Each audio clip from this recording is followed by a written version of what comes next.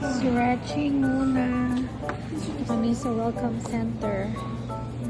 Ang ganda ng comfort room dito. May charging station. Ang galing.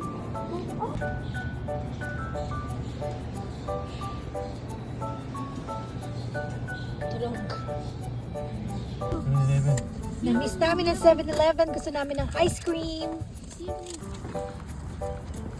May ice cream kami!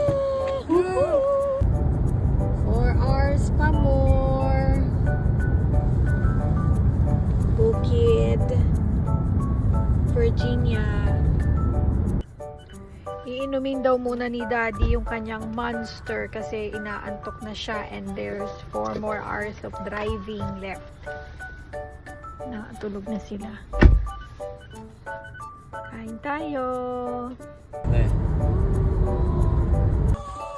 We're home! Thank you, Lord! Thank you, Daddy! Pagod na pagod. Grabe. Thank you, Jep Jep, our car.